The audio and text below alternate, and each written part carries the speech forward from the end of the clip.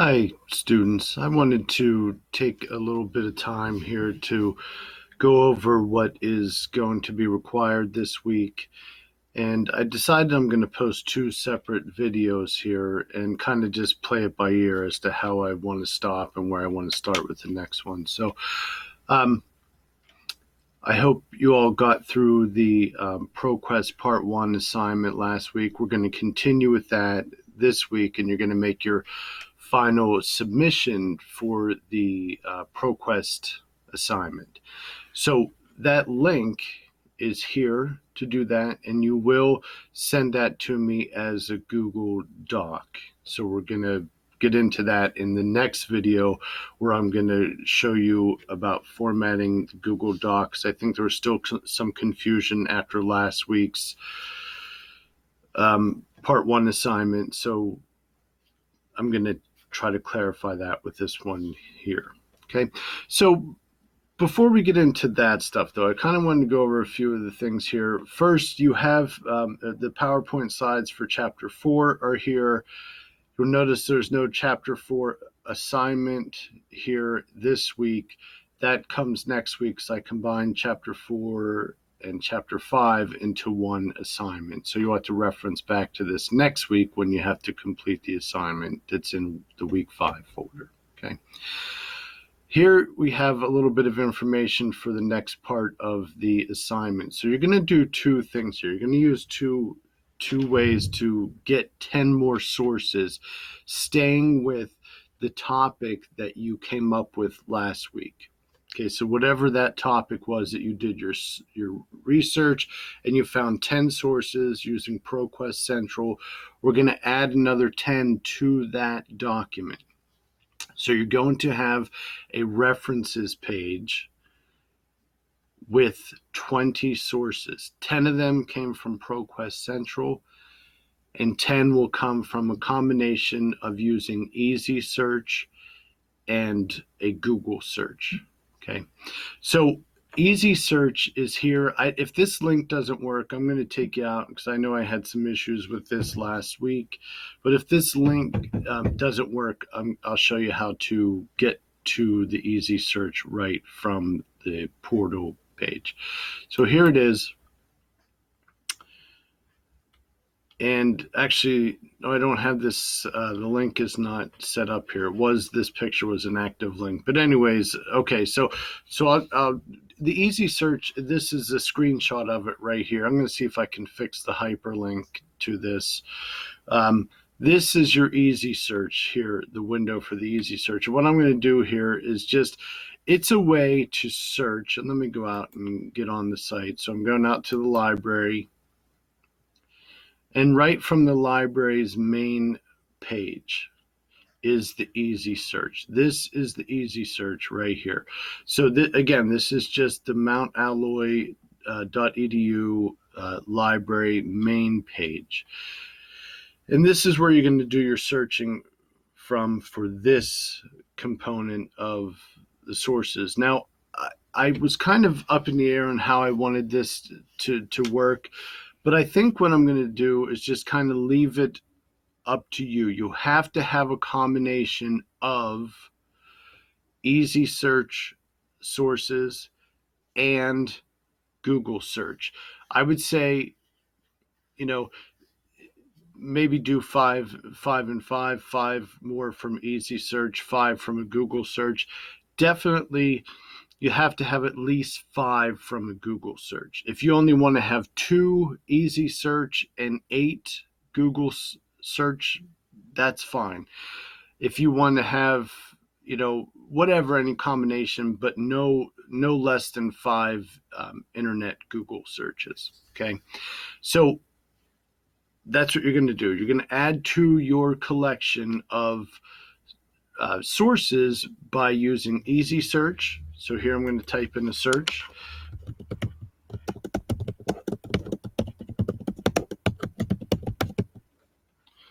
And this is just a general search right in the Easy Search window. And I'm going to search. Now, what this Easy Search does, this pulls from all of the Mount databases. Okay. So you're going to see a lot from ProQuest in here. You're going to see a lot from other sources, but you'll see definitely a lot from ProQuest Central. Okay. What I'd like for you to do is to try to find something that is not ProQuest Central. Okay. And you can see that when you get on here. You can take a look at the preview. It tells you where it came from right here.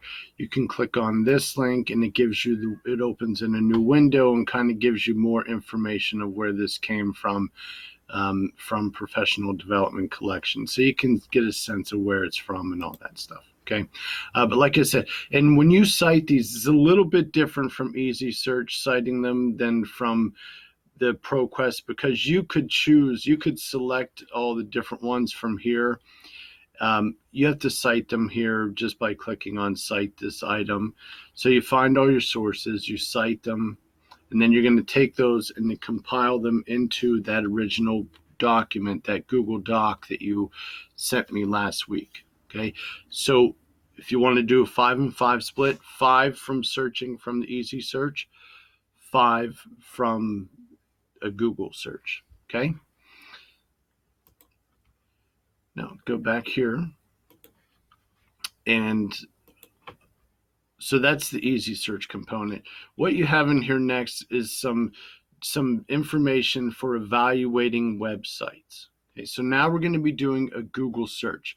The thing that we need to make sure is that the information that we're finding is good, it's credible, it's reliable. Okay, so what we have to do is we have to now determine whether the information is reliable. This CRAP test is one that is commonly used in higher education.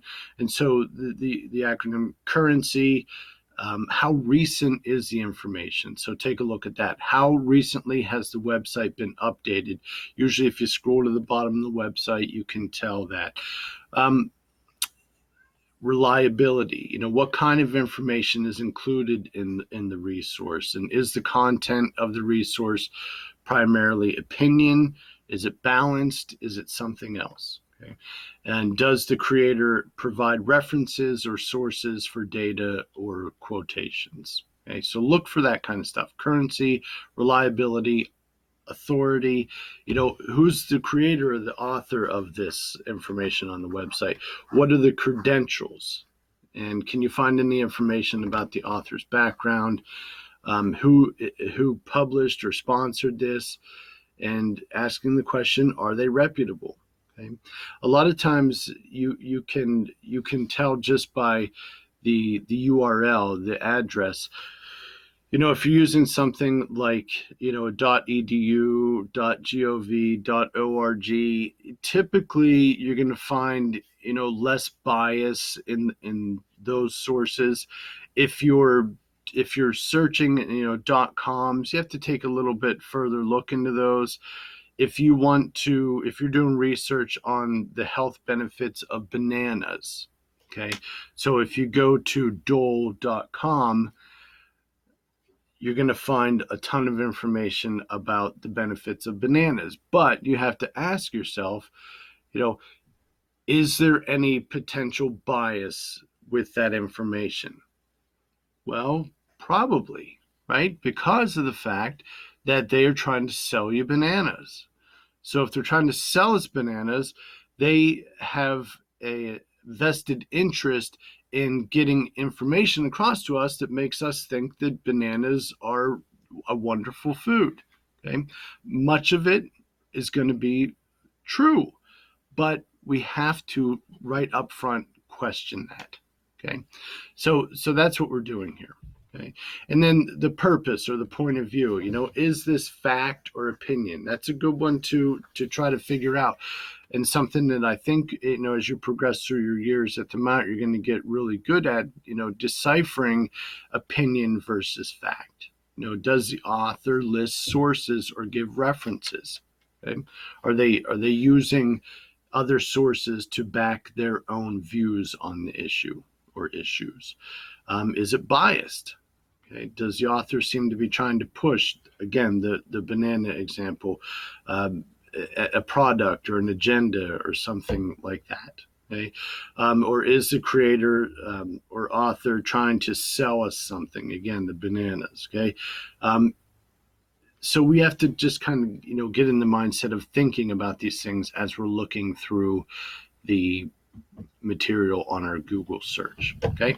So that's what this page is all about. So evaluating it, evaluating the sources using the CRAP method is a good way to do it. So when you find your sources, you can go down through this, and look for these things. And, oh yeah, this site is current. It was just published in June of 2020. Okay. So that kind of stuff, we need to really think through and ask the questions when we find the sites. Okay. So evaluating information. So this one is just another worksheet or I'm sorry, this isn't the worksheet. This is the video for the CRAP test. So take a look at this one as well. I think it's really helpful. There are other ones out there for sure, but check it out. Check out the video. I think you might find it somewhat helpful. And then, oops. There's a document here for online sources suggestions. So these are just some other databases, some other sources online where you can get information that have been deemed reputable. So this Pew Internet Research, or this is just a Pew Research in general. They are a government commissioned organization that is a nonprofit organization that their purpose is to do research on different topics. Okay. And then scholar.google.com, that's a particular search engine within Google that will find results that are scholarly journals most of the time or other scholarly research. Okay. So use that. You can use that. There's this one here, just different journal search. There's a Microsoft Academic Search, which the link is here. Some science and technology sources, science.gov, and then some medical related ones as well. National Institutes of Health.